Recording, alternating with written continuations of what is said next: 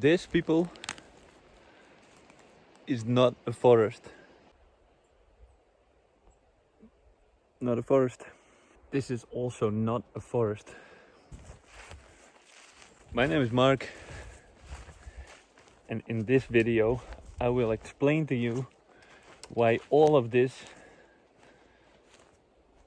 is not really a forest.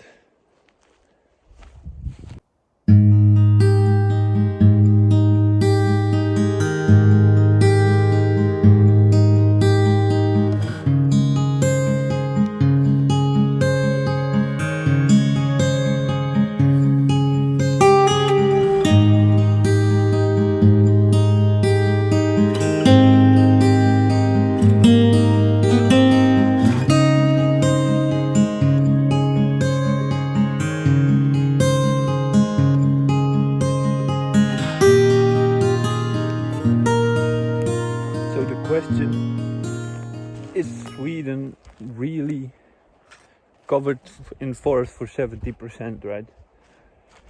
The short answer is no, it isn't. But it's a little bit more nuanced than that, because when we talk about forest, there is a difference between what is called a real forest and what is called a tree plantage. So a tree farm, as I usually call them, is this place. Oh, look, it's part of a shoulder bone of a moose. So it's like, well, something like that. This place here that we're looking at here is a tree farm, and you can see that. I can show you that by walking a small while in that direction. Now all the trees around us here that you see are pretty much all of them are spruce trees. Spruce trees are the ones that look like a Christmas tree. Like most of the green stuff is on top if you're in a densely planted place like this. And they have like a pyramid shaped top.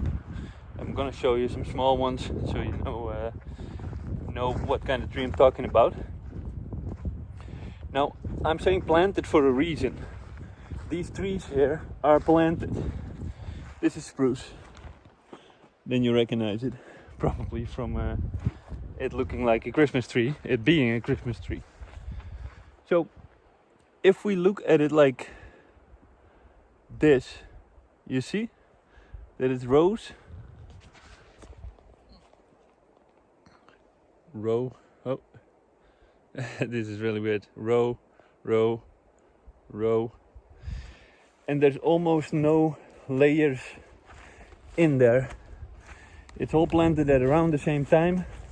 It's going at around the same pace, growing in a certain speed.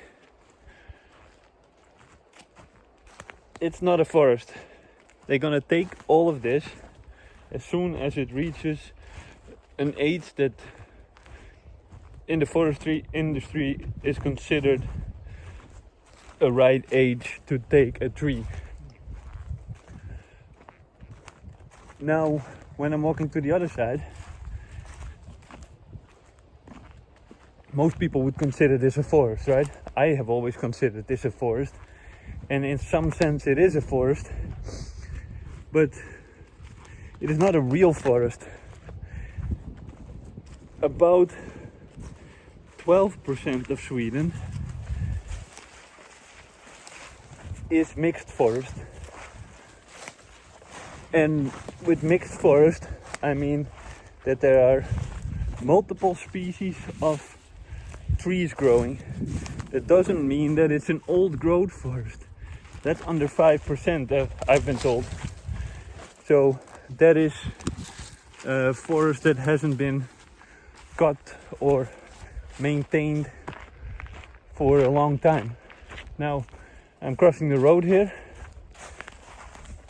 and now we're walking into a different part I'm walking this in a couple of minutes, right? So you can see how close this is. And all of a sudden, we don't look at spruce trees anymore, but all around me are pine trees. Now a pine tree is being used for a different purpose, like the paper industry, for example. You see? Rows of pines. And a pine tree, you see how mono they are growing. They're all about the same size. They're all about the same thickness. And they're all about the same time they're gonna be ready to cut down. Now, why is this important? Huh? You would ask. It's a lot of trees, which is good, because trees are pretty much the lungs of the earth. They say they call the Amazon like the lungs of the earth. That's because we breathe carbon dioxide, and trees, we breathe it out. Trees breathe it in, and they breathe out oxygen.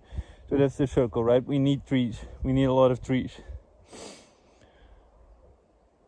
Trees also store carbon. The soil under it stores even more carbon, way more carbon. And the problem with tree plantages like this, tree farms like this, is that when they cut them down and burn the trees or whatever, process the trees in whatever way, that carbon is released back into the atmosphere.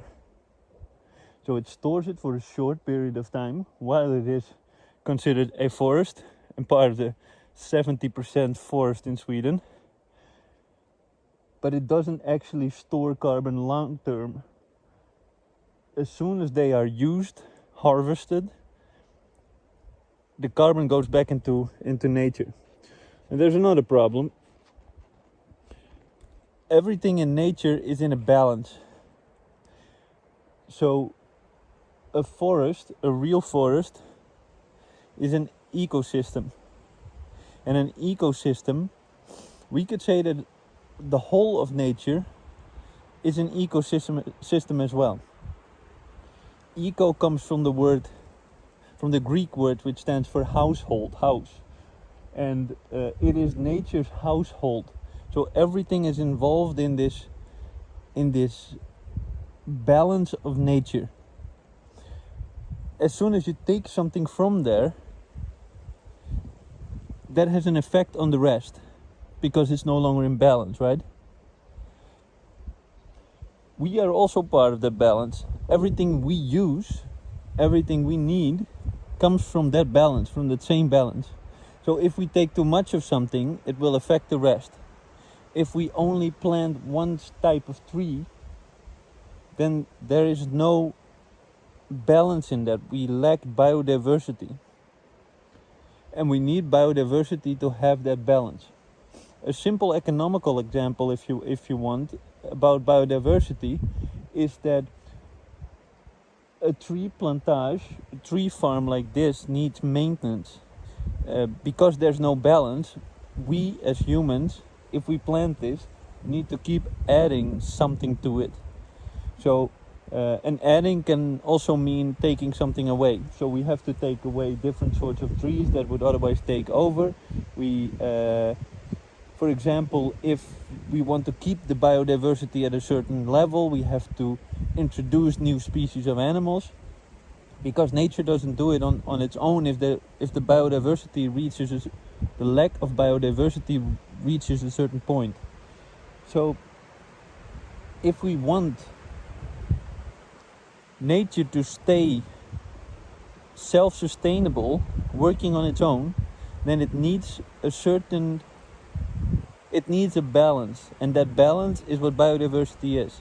One little thing affects another little thing. If, for example, some insect species dies out, that could affect a bird that mainly eats on that species. That bird might be,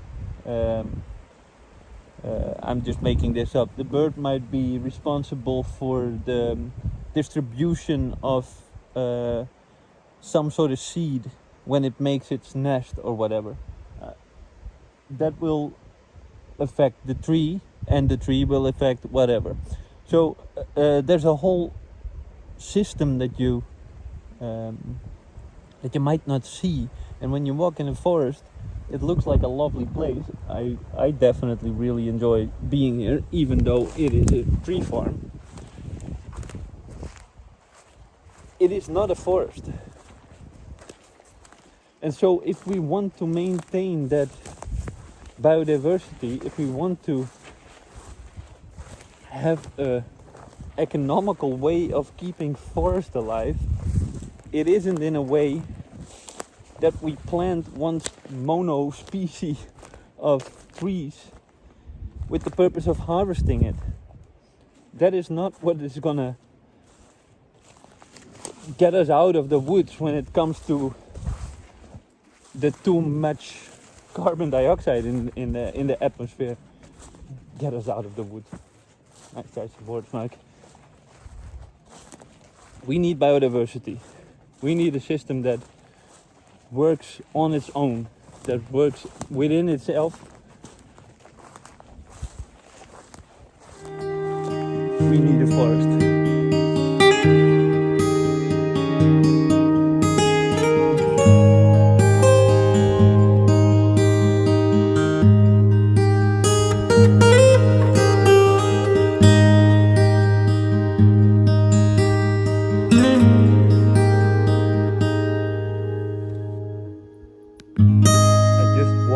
Different piece of forest of tree farm and this is a part that has recently been planted, and walking here you can see how thin the trees are, but even better if I turn it like this, do you see the rows? And now if I walk to a line of trees, there's another row and another row, another row, another row. Well, you get the picture. It's just rows of small trees that are planted right after they took the whole place down. So this has been clear cut not so long ago and then replanted. Now, as I explained before, when it's being clear cut, the carbon from the ground releases back into the atmosphere, and it makes no sense to say that this forest is holding carbon. It's not storing carbon only for the period that it's standing here. And an old tree holds so much more carbon than a young tree like this, and the soil under it will be so disturbed. I will show you later when I walk out of this part, that nothing grows there and that all the carbon is being released back into the atmosphere. Sorry. This is beautiful. Look. Amanita muscaria. Beautiful. So, I'm taking that. Now when I walk out,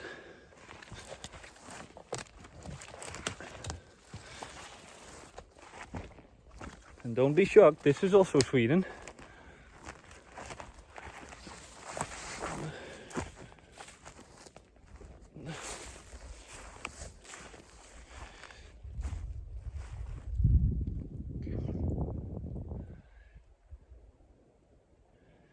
Yeah. So, this has all been cut down. The trees are being harvested. I'm gonna sit down there. The trees are being harvested, taken away from here, being brought to a factory. In the case of pine like this, it's probably used for either paper or biomass. biofuel, I should say.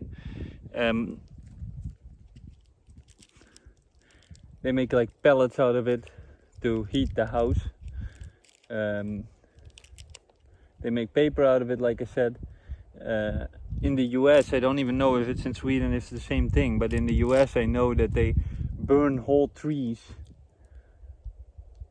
to use as heat to create energy that is then called green energy, because it is supposedly renewable because a tree grows back. Well, that's the thing, huh? A tree grows back, but as you could see in the first little piece of woods that I just came out of, and all around me here, like a tree grows back, but a forest doesn't. It's not a forest that grows back, it's a bunch of trees. That's the main difference, and that is the problem. And what they do, they cut something like this completely clear, and you see right in front of me here, they plant all these little ones perfectly, I can show you, in a row.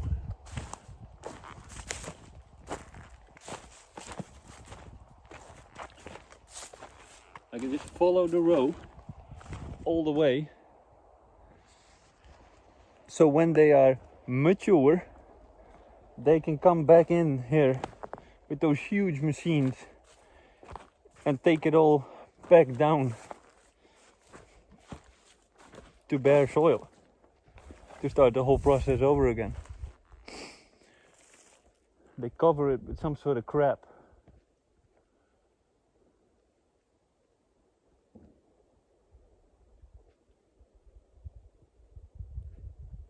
And then after a while they come in and they take all the pioneer species out of it, like birch and poplar and stuff like that. They clear cut that.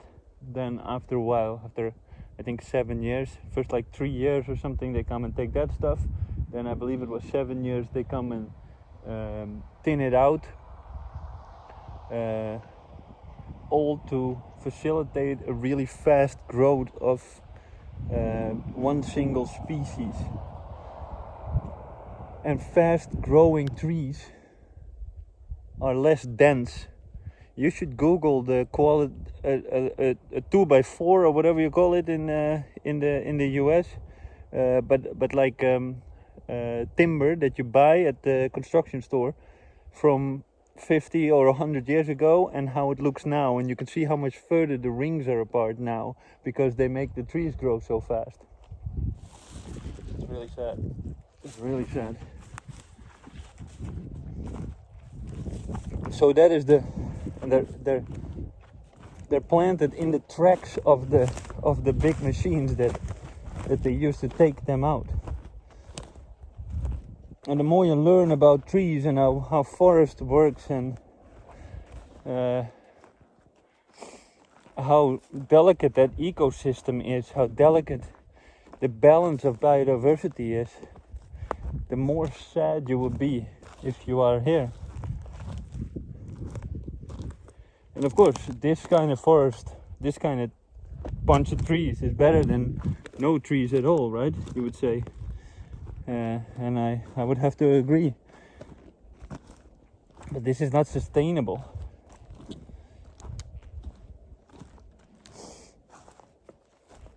And to be honest, it's pretty sad to see. I've been in on a survival course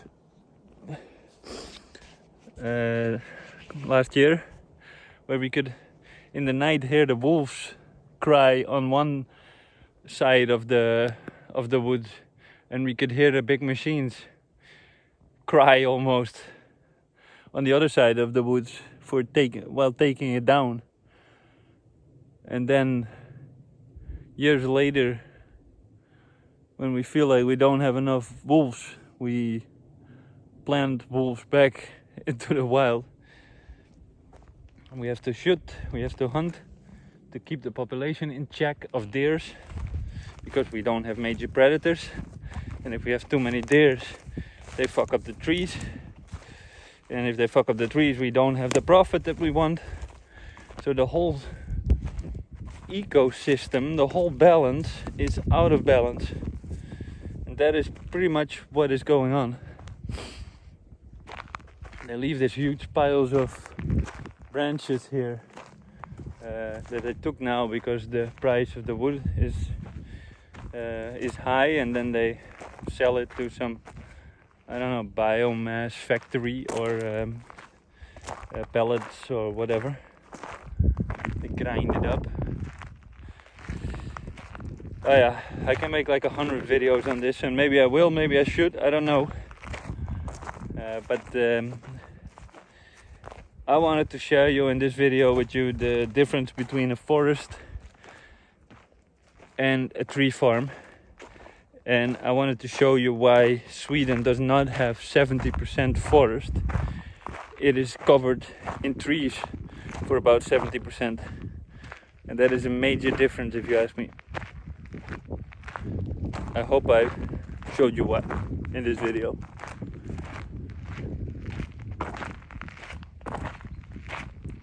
See you next time. Thanks for watching.